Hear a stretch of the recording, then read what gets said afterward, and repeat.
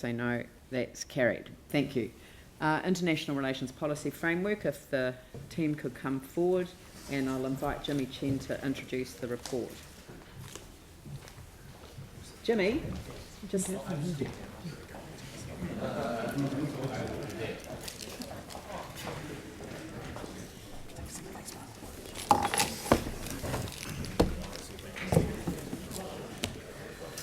Jimmy Chen. Okay, Kia Poto, the mayor, and my fellow councillors. I'm the chair of the International Relations Working Group. So this is International Relations Working Group proposal and report.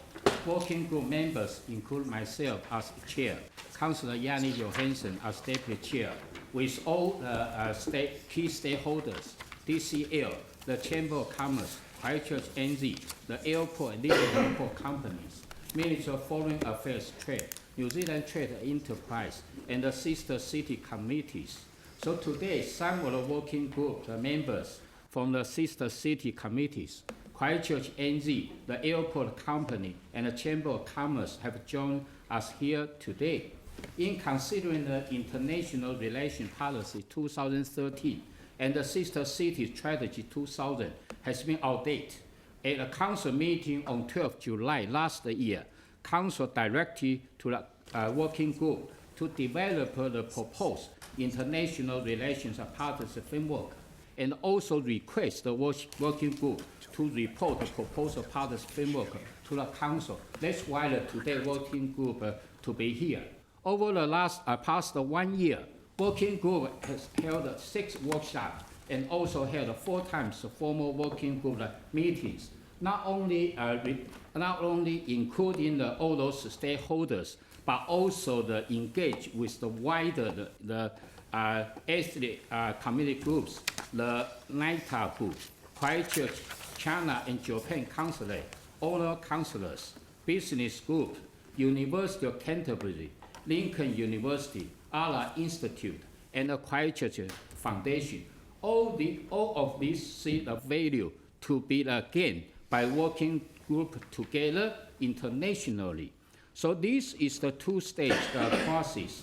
Here the working group is seeking council's approval to the overall policy. If council agrees with the policy today, the working group will come back together to develop a new set of proposed international partnerships and seek council's endorsement of this in the new term. The working group has developed 3 different types of partnership: city partnerships, agency partnerships, and the citizen and the community partnership. City partnership will be most important for Christchurch, as they will achieve the biggest benefit through the coordinated approach. Agency partnerships will be led by specific agencies. Citizen and the community partnership will include the work of our sister city committees, although these committees can contribute to other partnerships as well. So this has been a really positive collaboration between the local government, central government, community groups, business, and other organizations with international interest. So we are lucky in Christchurch. We have such a wonderful group of stakeholders. We are all keen to work together internationally. So the group has also said that it wants the council to take an oversight role and drive the group's collective action. So now I'd like to invite the principal advisor of this working group, Matt Nichols, to give additional words. Thank you. Thank you. Thank you, councillors. Just a couple of comments. Just to note today that we're joined by Michael Singleton, General Manager of the Airport Company, and by Anna Alfac, General Manager of Christchurch NZ.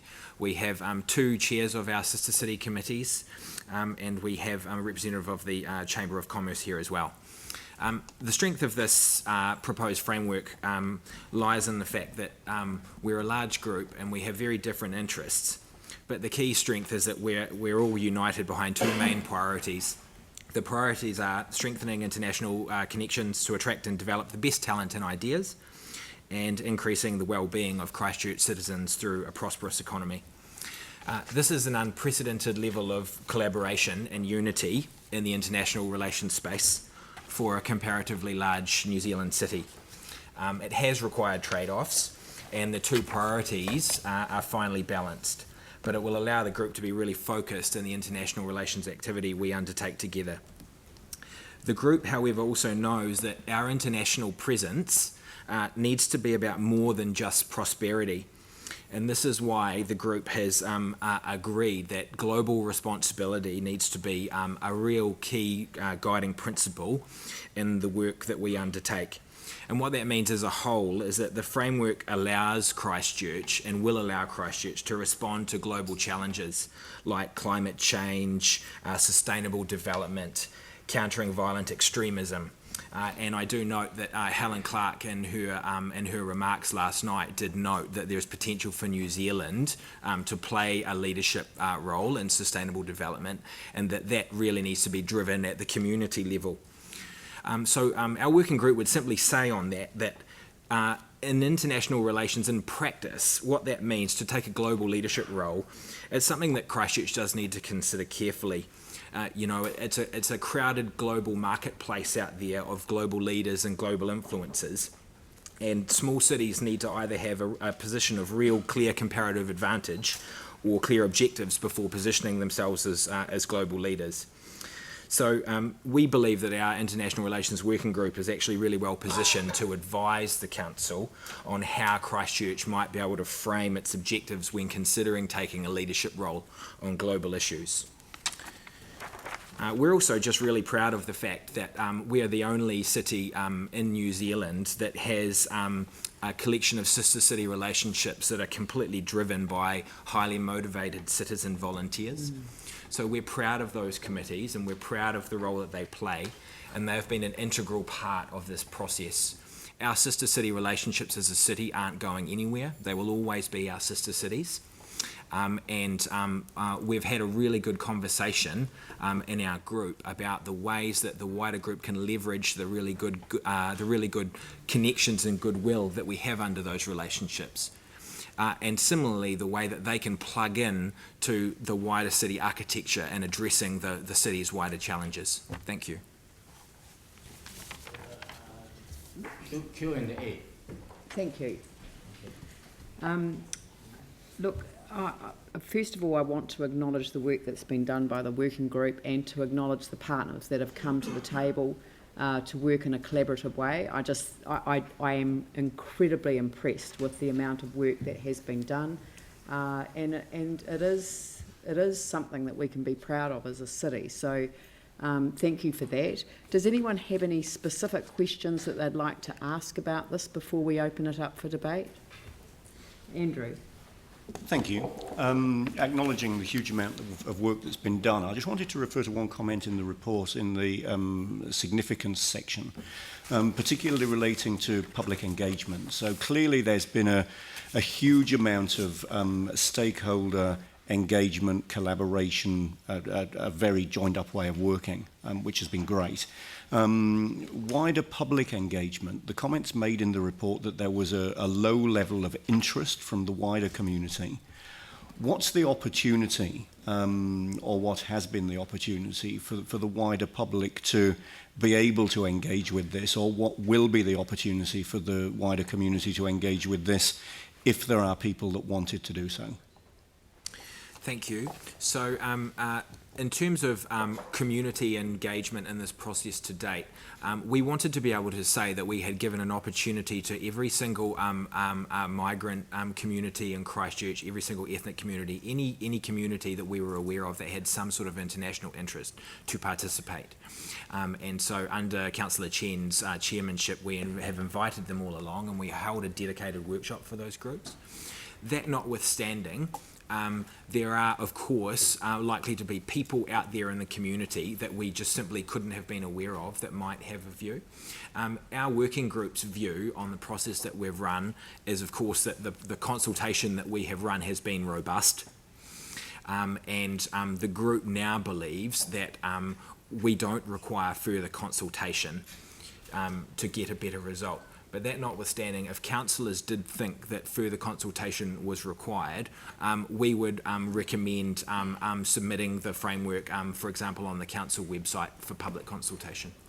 But just picking up on that issue, I would have thought that the development of the implementation plan off the back of the framework that is established. I mean, I'd like councillors to debate that today and I hope resolve to endorse it. But I would like to see the next phase to reach out into the community, because implementation is actually about working within the established priorities. So I think sometimes it's actually better to go out with with the policy framework and then invite the community to be part of that whole implementation. That's what I actually took from your paper as what you were recommending, but it's just not spelt out in the specific recommendations. On the basis of the nodding heads I see behind me, I think that the working group will be very supportive of that. Right. Now, Phil.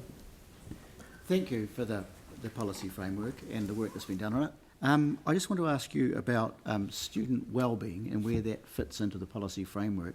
I'm well aware that sister cities do a lot of supportive work with the students who come from overseas, other countries and other cities, in terms of support for them while they're here, learning English. But at times there's been concern expressed about support for those, I guess, who are studying at tertiary level and their wellbeing. And so I'm not quite sure in the document where we might have referred to that or included that. Or do we need to?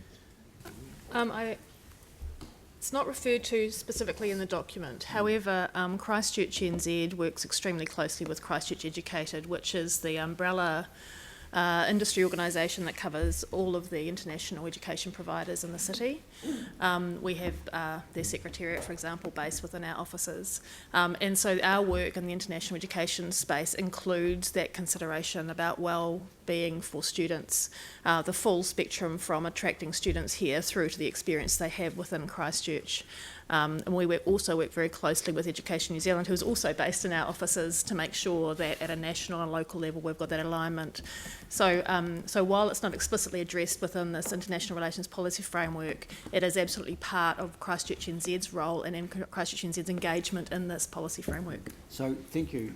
And I'm just wondering though, when it goes out for further discussion, as has been indicated, could this concept is there any reason this concept, which given Christchurch NZ does cover, that it should not also be included here as part of our framework?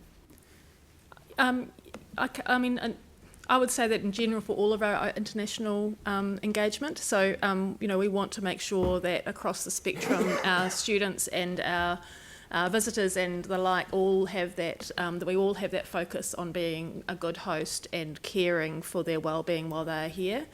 So that sort of general statement I see can absolutely be included. Yeah. Thank you. Sarah. Thank you. And I like the principles that are guiding this, but just going back to the priorities, you mentioned earlier that it wasn't just about prosperity, but I think actually there's a misunderstanding about the word prosperity. So prosperity actually includes things like well-being and those kind of things, and that's different to prosperous economy, which is the two words that are used. And I'm just wondering if, and I know we hate wordsmithing at the last minute, but increase the prosperity and well-being of Christchurch citizens, full stop, without putting the word economy in there, would cover all of that. When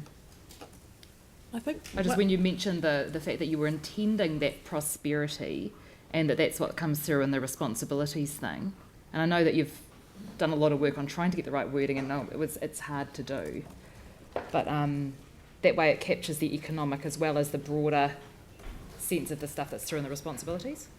Yeah, except that, just noting the definition that sits in there, what the working group has done is actually picked up the policy framework and placed it within the council's strategic framework, which highlights maximising opportunities to develop a vibrant, prosperous and sustainable 21st century city as a strategic priority, and describes a prosperous economy as a great place for people, business and investment, an inclusive, equitable economy with broad-based prosperity for all, a productive, adaptive and resilient economic base, and a modern and robust City Infrastructure and Resilience Network. So it was really picking up the significant part of that particular one.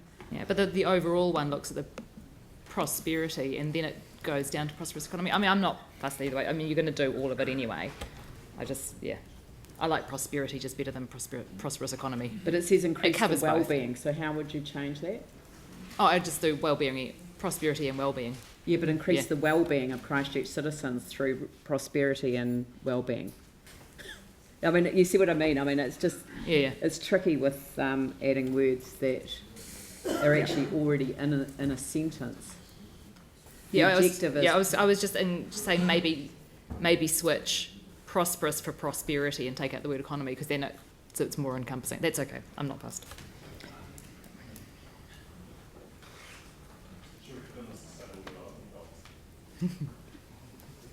Well, shall we write them all in? 17. Helen Clark thought there were way too many. We should do that, but we should do it separately to this. Yeah. Yeah. No, they were superseded by the SDGs. They are, yes. Anyway, Not this, no. Okay. No, it was just a comment. That's fine. I think we're all on the same page in this regard. It's prosperity is the broader referenced, and it is referenced back to our own strategic direction. So That's fine. Yeah. So okay. So Councillor Chen, would you like to move it? Do I have a seconder? Dion Swiggs. Any debate? Dion. Andrew.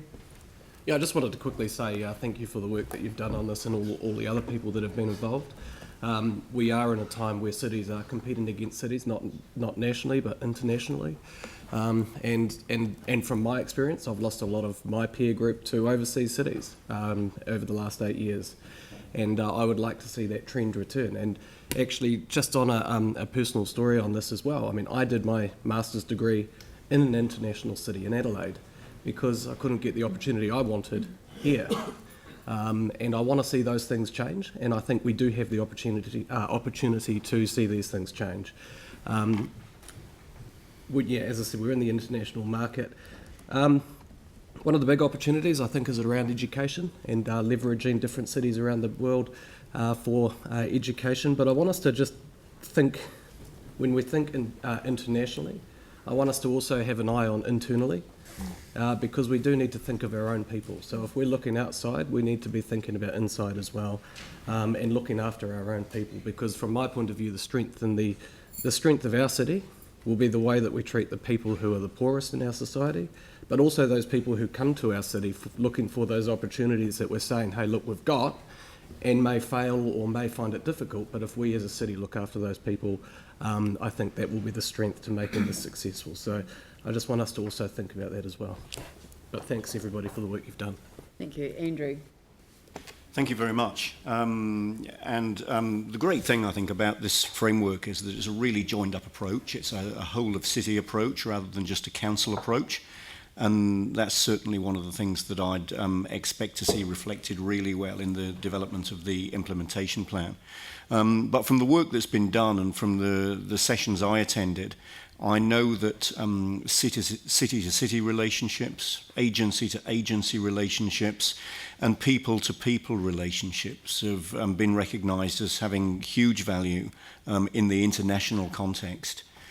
We know that the value that these relationships have got in our current international relationships, and it's important to acknowledge the role that they will inevitably play in the future work that's going to be done, and in fact the huge value that those relationships bring to us as a city. So I really welcome this piece of work. I'm keen that it proceeds to the development of an implementation plan as soon as possible. And in the spirit of my earlier question, I think it's important that we do identify opportunities for public engagement, participation, feedback as we go through that next phase. There will be people out there that do have an interest and do have some good ideas around this.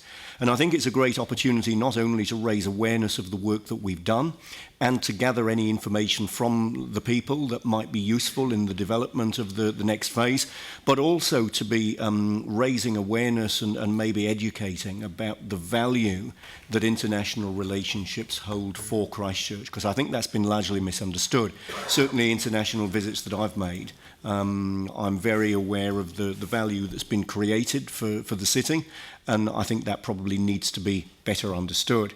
So overall, I think this is an excellent piece of work, and I'd like to take the opportunity to acknowledge the leadership shown by Councillor Chen, the really collaborative way of working across a number of different agencies with different and I guess at times competing interests, and really congratulate the working group on a job well done.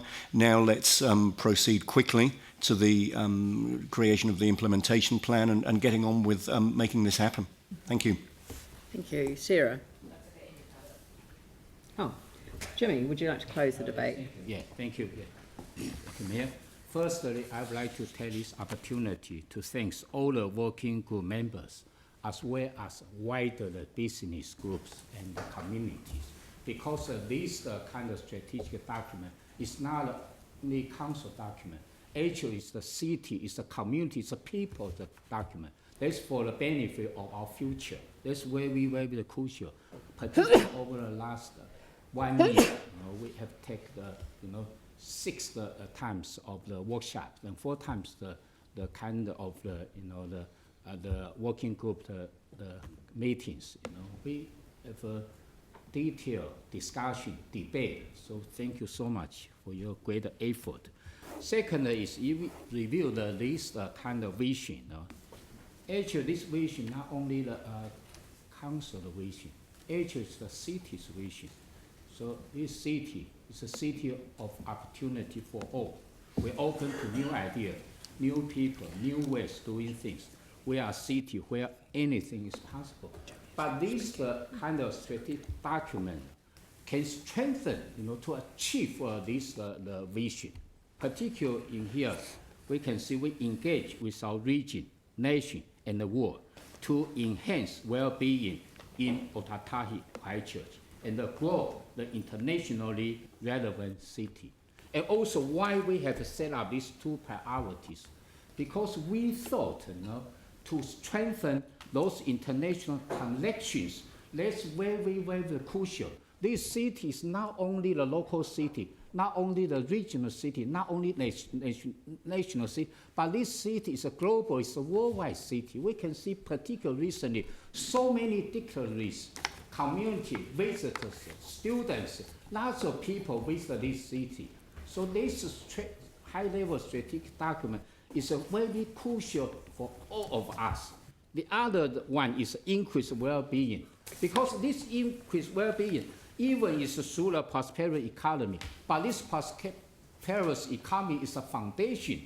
Through this foundation, we can achieve, those kind of the well-being, stronger communities, livable city, and a healthy environment, as well as prosperous the economy. And also, I would like to, particularly in here, would like to many thanks our facilitator, the David Pine, because he is the senior, the diplomat, to lead in, give us more idea for facilitate this kind of workshop and meeting. So we do appreciate the David for his great effort. Also, as I mentioned earlier, the majority of stakeholders still prefer council take a lead as convening and effortless work to drive citywide international relations effort.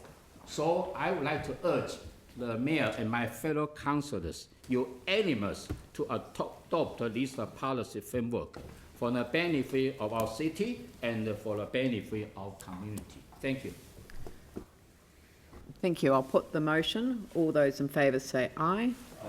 Those opposed say no. It's carried.